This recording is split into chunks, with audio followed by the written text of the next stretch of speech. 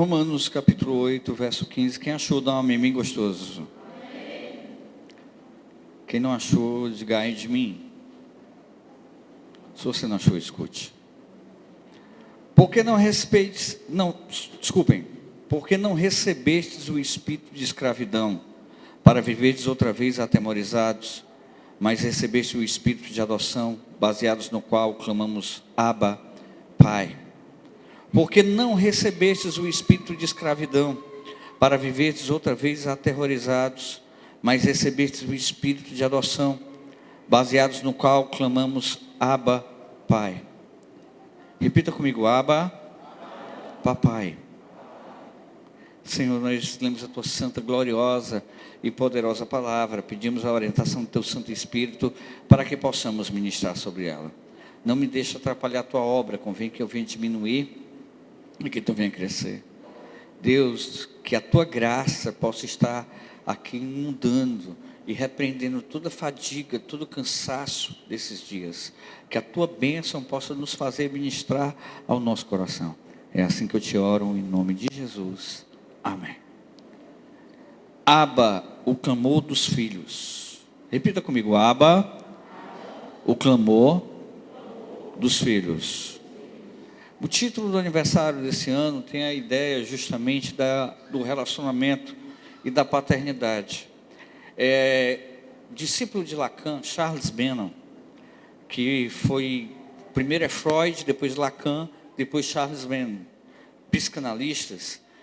Ele veio falar algo muito interessante em 1976. Ele disse o seguinte: estão atacando a estrutura da família tradicional.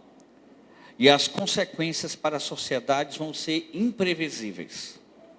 Na década de 50, começou a se trabalhar a questão do divórcio sem culpa, a qual começou a destruir a família tradicional, o movimento feminista, e depois os outros movimentos LGBT, e tudo bem depois, começaram a atacar a estrutura da família tradicional.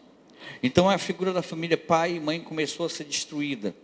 Para você ver os jovens mais bem-sucedidos que nós temos aqui nessa igreja, são jovens que têm pai e mãe dentro de casa. Então a estrutura familiar para o teu filho é muito importante, o casamento da figura paterna e a figura materna. A figura paterna, ela é primordial para se passar a identidade. A identidade da criança, ela é formada através da figura paterna, principalmente. Então, quando nós temos uma figura paterna fraca, você vai ter um comprometimento tremendo na formação da identidade. A palavra Abba, arranja aquela imagem, Davi, se for possível. Já está aí? A palavra Abba, está aqui um A, um B e um A. No hebraico, ela é formada de 3 palavras, que é um Aleph, um Bet e outro Aleph. Esse Aleph é mudo, ele recebe um kamatz embaixo, que é uma vogal, que significa no aramaico paizinho. O aramaico era a língua que foi aprendida pelos judeus no exílio. Eles desaprenderam de falar o hebraico e começaram a falar o aramaico. Jesus conversava com Pedro em aramaico. Jesus conversava com João em aramaico. Jesus falava latim, grego, aramaico e o hebraico. O hebraico, ele passa a ser falado dentro da sinagoga. E na sinagoga, e quando ele passa a ser falado, ele vai ser uma língua litúrgica, igual o latim na igreja católica. Essa palavra, eu estou esperando abrir a imagem, quando os meninos estão tentando aí, é um aleph, é um boi. Esse primeiro A aqui, no hebraico, é um boi ou um touro. Depois nós temos o beit, que é uma casa. Vocês vão ver quando a figura abrir, que tem um símbolo de uma casa. E a outro A, que é o aleph, que recebe a vogal, que na realidade ele é mudo, ele vai ser outro touro. Abba, no aramaico, está ali. Ó. Aquela é da direita para a esquerda. Aquele primeiro ali é um touro. Ali é o chifre. Depois o beit é uma casa. Estamos sem vogais aí. Depois tem um outro touro. Preste bastante atenção. Quando o pai é carinhoso com o filho, a identidade dele fica forte. A sexualidade da criança fica forte. Quando o pai é carinhoso com a filha, a sexualidade dela fica forte. Então, quando destruíram a família tradicional, se quebrou a estrutura e a identidade das pessoas. Uma menina fácil é fruto justamente de uma figura paterna fraca ou inexistente. Então, Abba, o clamor de filhos. Em primeiro lugar, aqui nós vamos tratar sobre o quê? Sobre a paternidade. A paternidade, definindo paternidade em primeiro lugar. Substantivo feminino, qualidade de condição de pai. 2, vínculo sanguíneo que liga pai e filhos. 3, paternidade é um conceito que vem do latim paternitas, que diz respeito à condição de ser pai. Isso significa que o homem que tenha tido um filho ascende à paternidade. Quem é pai aqui, levanta a mão e diga amém. Mais forte, amém? Amém? Pai. Então, se você é pai, você ascendeu à condição de filho. Agora, esse número 4 aqui é o mais importante. Preste bastante atenção. É importante destacar que a paternidade transcende o biológico. O que é isso? Paternidade não é sangue. Tem muito pai que só fez gerar, que só fez colocar o sêmen no ventre da mulher. A filiação pode acontecer através da aptoção ou adoção, convertendo a pessoa em pai do seu filho, mesmo que este não seja seu descendente de sangue. Um sentido semelhante, o homem que doou sêmen para uma mulher se exime da condição de pai, não se transforma em pai da futura criança. Pai é uma função. A paternidade e a maternidade não é biológica, ela é mais funcional do que biológica. Então, se ela não está funcionando, se você é pai e você não está amando o seu filho, você não está com carinho com o seu filho, você não está cuidando do seu filho, se você não está corrigindo o seu filho, você não está sendo pai. Se você é mãe e você não está corrigindo o seu filho, você não está cuidando do seu filho, você não tem carinho com o seu filho, você não é mãe. Às vezes acontece. E isso causa algo hoje que é muito normal, que é o quê? Órfãos de pai vivos, porque a paternidade e a maternidade não é funcional. Quem é filho aqui já passou por isso? Um carão, você preferiu uma surra. Sua mãe ou seu pai está falando as coisas para você, e você fica ali com a cabeça baixa, quieto, e dizendo assim, meu Deus, por que ele não me bateu logo? Tem carão que você leva que é pior do que uma surra. Quem já passou por isso? Levanta a mão e diga amém. Tem carão que você leva que era pior do que uma surra. Mas isso é ser pai. Então entender que a paternidade e a maternidade ela tem que ser funcional. Se você só é mãe que concorda com o seu filhinho, quem trabalha na educação está sofrendo hoje, que é a geração mimimi. Eu sou professor de judô, meu irmão, e todo canto tem umas mães revoltadas comigo. Diga para a pessoa que está falando, vamos morrer. Tinha uma mãe no judô ali no Doris Johnson. A mãe do Cassie Jones, do Gugu e do Natanael Araújo, são 3 irmãos. Ela me odiava, aquela mulher. Crente, a mulher crente, serva de Deus. Mas ela olhava assim, eu estou até gritando lá em casa. Ele nem gritava, nem respirava direito, agora estou até gritando. Eu disse, graças a Deus que o menino estava para virar boiola. Então, irmãos, preste atenção. Ser pai é mais além de que botar comida dentro de casa. Ser pai é mais além de que dizer sim. Ser pai é complexo, é uma tarefa difícil. Tem que ter carinho, tem que ter correção, tem que ter tudo. Isso gera filhos órfãos de pais vivos. Em segundo lugar, como se comporta um órfão? Qual é o comportamento de um órfão? Gente, a orfandade é algo terrível. A minha mãe disse que uma vez foi num orfanato e tinha crianças pequenas dentro de berços. E quando elas passaram no meio dos berços lá, diz que as crianças davam a mãozinha assim para pregar. E você, tem pedagogas aqui, tem gente que é da educação aqui e que estudou, fique sabendo o seguinte: se não tiver carinho, um órfão, ele se desenvolve menos cognitivamente, ou seja, a parte da inteligência de um órfão é menos desenvolvida do que uma criança que tem pai e mãe. Henri Vallon, esqueci o primeiro nome, Henri Vallon, psicólogo da educação, que vai trabalhar a educação epidérmica. Vallon vai dizer o seguinte, que a tristeza emburrece, que quanto mais toque na criança, a criança, você abraça a criança, você toca, essa educação vai gerar o que é a afetividade, abre as portas da inteligência. Se um ambiente está triste, se um ambiente está pesado, se um ambiente está desse jeito, um ambiente desse, porque você fica burra. Uma criança que está no orfanato, que está ali, criada com vários, o que é que acontece com ela? Ela não se desenvolve. Ela não vai se desenvolver cognitivamente igual uma criança que tem carinho, que está sendo pegada por um e por outro. Os meus filhos aqui, todo mundo pega. Tem hora que a gente tem que saber onde é que está o Benjamin, rapaz, misericórdia. O Abner era gordinho, todo mundo queria pegar. O gordinho, tem uma gordinha aí que está roubando a minha atenção, né? O gordinho, a criança gorda, a pessoa quer pegar e tudo, um leva para um lado, um leva para o outro. Um dia desse o carro sequestrou o Benjamin. O pastor falou, levaram ele, vale meu, cadê meu filho? Eles levaram lá para sair. O quê? Eu fui pegar ele, devolve meu filho.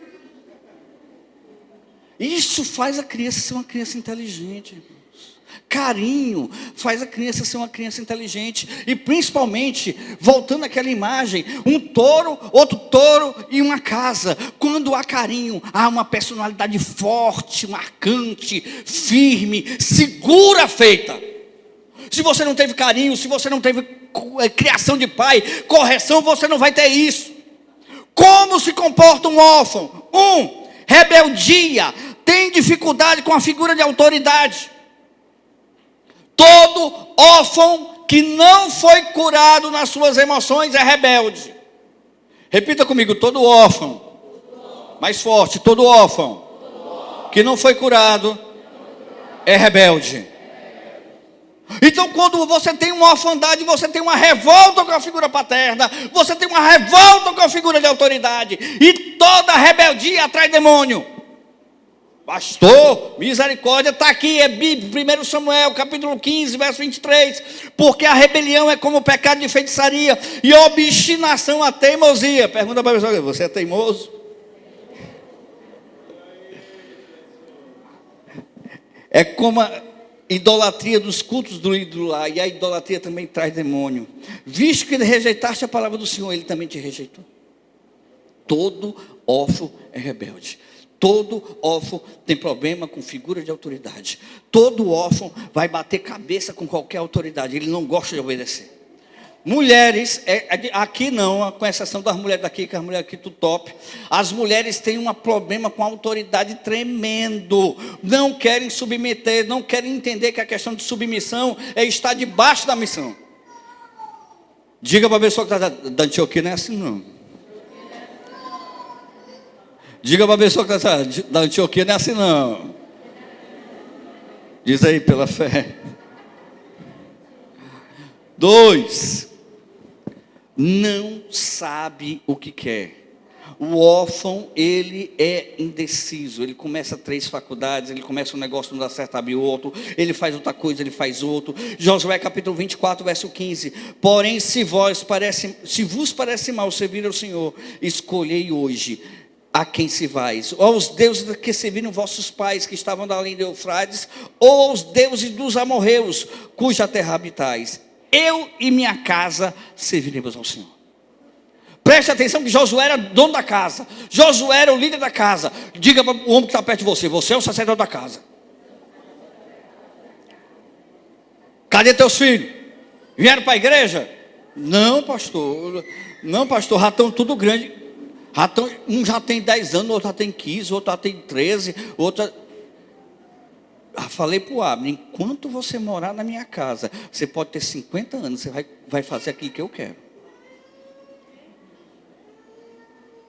Não importa a idade, está debaixo do teu teto, está sob a tua responsabilidade.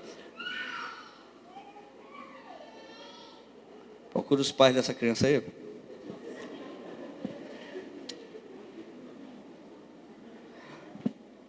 Não sabe o que quer. Então por quê? Porque a figura paterna tem que dizer, olha, você faz aquilo que eu quero, não aquilo que você quer. Gabriel morou lá em casa, ele tinha que chegar na hora que eu queria. Não é a hora que ele quer, tem que ser a hora que eu quero. Quem manda na casa é o dono da casa. A responsabilidade do dono da casa, do sacerdote da casa, é o quê? Fechar a casa.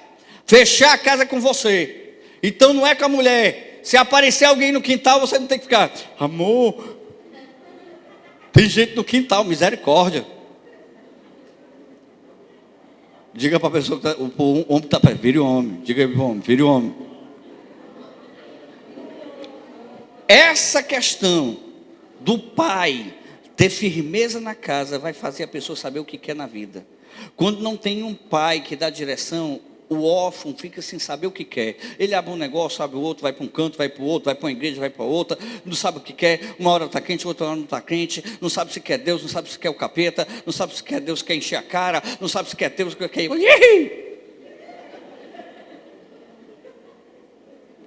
Uma hora está crente, outra hora está perigóspel, outra hora está quente, outra hora está indo até o chão. Por quê? Falta de paternidade. Orfandade. Por isso que a figura do discipulado é importante, porque vai recuperar um vínculo, que vai mostrar a paternidade de Deus nessa história. 3, insegurança. Repita comigo, todo órfão é inseguro. Insegurança, não sabe o que quer, tem medo de fazer as coisas, vou ou não vou, pergunta 10 vezes, analisa, ai meu Deus, caso ou não caso, insegurança. Salmo 31, verso 3 diz, porque tu és a minha rocha, a minha fortaleza, por causa do teu nome, tu me conduzirás e me guiarás. Já contei essa ilustração aqui, essa ilustração eu aprendi com o pastor Eibe, Zé Matuto, perto de Harvard, no interior. Deus foi e falou com ele orando, buscando a Deus, vá para Harvard que eu vou te usar lá. Ele disse, Senhor, eu sou semi-analfabeto, como é que o Senhor vai me usar em Harvard? Vai. Chegou em Harvard, pegou o ônibus, foi para Harvard, chegando em Harvard, chega no pátio da faculdade, da universidade, uma das maiores universidades do mundo, fundada pelos congregacionais. Jonathan Edwards foi reitor de Harvard. Depois foi reitor de Princeton. Quando ele chegou no pátio da universidade, viu lá, tinha um dos melhores alunos da faculdade, melhor aluno de direito, estava no pátio. E Deus disse, vai até aquele homem, porque diga para ele que Deus o ama. Ele chegou, Deus te ama. O menino ateu. Deus não existe, começou a zombar dele, começou a fazer horas, chamou a gente para fazer chacota dele. Cheio de chocarrice, afrontando, e o Zé Matuto orando, Senhor, tu me trouxe aqui para ser envergonhado. Aí Deus disse, me pede uma palavra que eu te dou, abre a tua boca que eu vou te usar. E ele começou a pedir palavra a Deus, quando ele estava orando, Deus deu uma palavra para ele. Quem já foi usado em profecia aqui, levanta a mão. Meu irmão, veio uma palavra para você, quem já foi usado em profecia e não quis dar? Meu irmão, você fica aquele negócio... E fica incomodando, é na sua mente, mas é tão forte, que parece que é no ouvido. E que te incomoda tanto, que enquanto você não fala, você não tem sossego. E você fica só, irmãos, que ele estava nessa luta aí, porque a palavra que Deus tinha dado para ele era biscoito. E ele, meu Deus, como é que eu vou falar isso aqui? E tudo, e ele morrendo de medo de falar, porque já estava chorando de tanto ser humilhado, e todo mundo rindo, aquela chocarrice com ele lá, quando de repente, ele vê o homem na frente dele, assim, ele olha assim, pega o dedo, taca o dedo na cara do aluno e diz, biscoito! Quando tacou o dedo na cara dele, ele diz biscoito, o cara estava... Como é que você sabe? Como é que você sabe? Quem foi que falou para você? Quem foi que falou? Aquele homem, aquele jovem, que era um dos melhores alunos de Harvard, aluno de direito, que ia ser um dos advogados mais bem-sucedidos naquela nação. Ele era uma criança que tinha um pai apagado, um pai omisso, e uma mãe que parecia o Satanás. Uma mulher violenta, rígida. E ela fez uma assadeira de biscoito. E ela disse: olha, os biscoitos estão esfriando, ninguém pega. Só come quando eu voltar. Ele, criança, 4 anos de idade, pegou um biscoito quente, esfriou e comeu. Quando a mãe chegou, o irmão mais velho foi espancado. E ele pegou aquela culpa, recalcou que ele nem sabia o que tinha acontecido. E por causa disso ele desenvolveu uma patologia psicológica chamada cleptomania. Furta pequenos objetos para esconder. Já tinha gastado dinheiro, já tinha feito nada e nada conseguia curar. Mas quando o Zé Matuto falou biscoito, a imagem do acontecido voltou toda na mente dele. E ele começou a chorar num pranto grande, que só parou de chorar quando ele aceitou Jesus. A insegurança de um órfão está de não ter pai. Ontem eu estava no Cometa comprando algumas coisas antes da festa aqui. Quando eu vi uma criança que estava chorando muito, abraçado com a senhora, eu disse: o que foi que houve? Ele se perdeu. Eu já me perdi já. Eu estava no Iparana. E eu saí da loja, do salão dos brinquedos para ir para as casas. Só que as casas na Iparana, não sei como é que é hoje, mas é tudo igual. Era tudo igual. E eu não sabia qual era a minha casa que eu estava. E eu andei, já era 10 horas da noite, eu tinha saído de lá umas 9, eu acho. Eu tinha 6 anos de idade, eu chorava. Aí a minha mãe me achou. Oh, é tão bom quando você é achado. Querido, eu quero dizer para você que o Pai está hoje aqui atrás de você. Que o Pai está hoje aqui atrás de você. 4. Como se comporta um órfão? 4. Ele se sabota. Saul, no primeiro livro de Samuel, capítulo 13, verso 3, ele estava esperando Samuel para sacrificar. Samuel não chegou e Saul sacrificou no lugar de Samuel. E por causa disso ele perdeu o reinado. Samuel chega no capítulo 13, verso 3, diz: hoje o Senhor confirmaria o teu reino. Mas por causa disso que tu se antecipaste e sacrificaste no meu lugar, o teu reino está perdido. Tem gente que está bem pertinho de dar certo e se sabota. Que coloca uma coisa e se sabota. Está bem e coloca o negócio a perder. Está bem e vende o negócio. Está num relacionamento excelente com uma pessoa muito legal, deixa a pessoa para arranjar um desmantelo. O que é isso? Essa sabotagem, que a pessoa não se acha merecedor, porque ela foi rejeitada pelo pai, e por causa disso, ela se sabota. Enquanto ela não encontrar o amor de pai, ela não vai ter jeito. Está bem numa empresa, está bem num trabalho, sai e fica passando luta. Então uma pessoa, um órfão, ele tem a mania de se sabotar. 5. É uma pessoa influenciável. Se está no meio dos crentes é crente, se está no meio dos homossexuais é homossexual, se está no meio dos cachaceiros é cachaceiro, se está no meio do usuário de droga, usa droga. Se está no meio do pessoal do pancadão é pancadão. Se está no meio do pessoal da sofrência, é sofrência. Irmãos, é o seguinte: quando você é curado, quando você entende a paternidade de Deus, você não vai ser influenciável. Você vai influenciar. Amém? Quem quer nisso, aplauda o Senhor.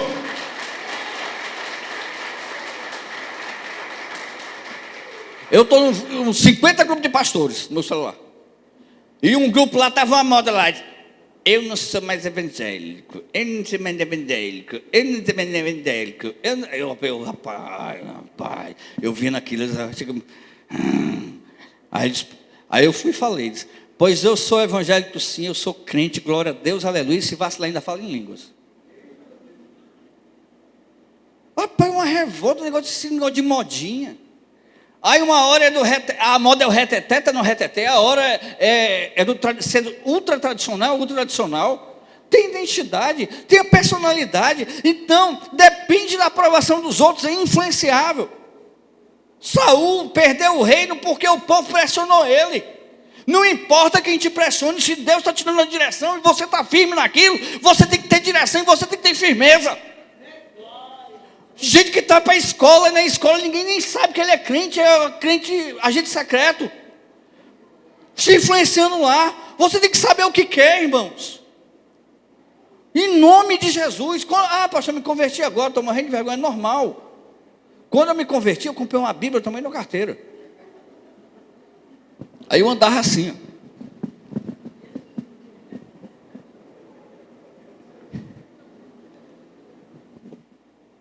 Mas eu não fui influenciável, não.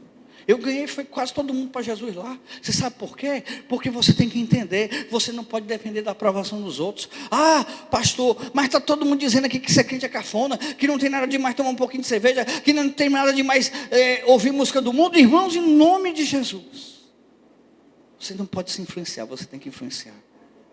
Amém? Terceiro lugar, um órfão se comporta assim, como?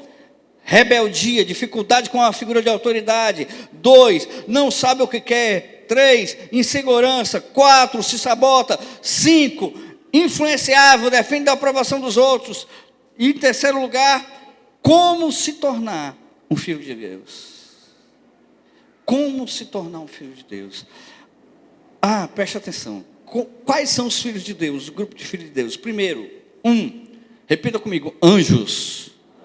Anjos. Por criação. Novamente, anjos. Por criação. Deus diz, cria-se os anjos. Criaram-se os anjos, pronto, apareceu. Filhos de Deus por criação. Você já criou alguma coisa? Você já fez alguma coisa? Eu já fiz bermudão de surf. Eu lembro dos primeiros modelos que eu fiz ainda. Ele ficou top, pensa, era top. Era tão top que eu tinha amigos que vendiam, como o Bira e o Bigo, duas marcas concorrentes, mas eram amigos nossos, que eles viram as bermudas e disseram, cara, meu irmão, ficou muito massa. Eu vou comprar. E comprava para usar e para me ajudar. Mas ficava muito bom, meu irmão, quando você faz alguma coisa que fica bem feito, como é que você fica? Imagine Deus. Deus criou os anjos, Ele ama os anjos. Deus criou você, Ele ama você. O que Deus faz, Ele tem um prazer naquilo que Ele faz. Então Ele cuida. E no livro de Jó, capítulo 1, verso 6, diz, num dia que os filhos de Deus vieram apresentar-se diante do Senhor, veio também Satanás entre eles. Os filhos de Deus aqui são os anjos. Os anjos são filhos de Deus por criação. Deus criou os anjos. E Deus ama os anjos. 2, filho de Deus por formação, Adão. Repita comigo, Adão, filho de Deus por formação. Deus a escutou. O Jair estava aqui no outro culto, eu estava falando que o Jair faz umas esculturas bonitas. Eu acho tão lindas as esculturas do Jair, que eu até encomendei, o filho da mãe não fez. O filho da mãe não é palavrão não, todos somos. Certo? Tão lindo, eu fico imaginando que Deus esculpindo Adão. Deus fazendo o nariz de Adão, o cabelo de Adão, o corpo de Adão, o carinho que Deus fez Adão, formou com o pó da terra. Olha o carinho. Lucas capítulo 3, verso 38 diz assim, Cainã, filho de Enos, Enos, filho de Sete, e Sete, filho de Adão, filho de Deus. Adão é filho de Deus por formação.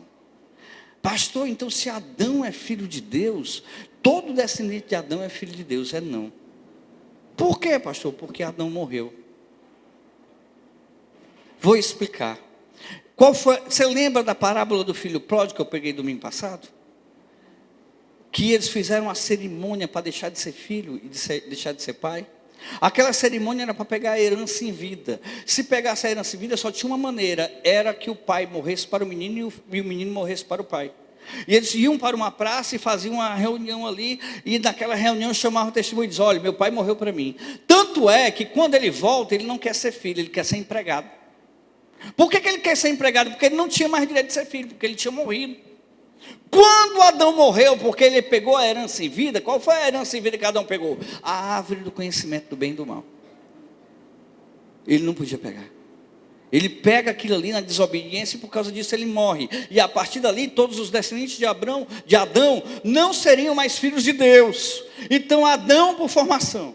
Amém? 3. Israel por eleição. Isaías capítulo 43, verso 6, 43, verso 6, diz o seguinte: direi ao norte, entrega, e ao sul, não retenhas, trazei meus filhos de longe e minhas filhas das extremidades da terra.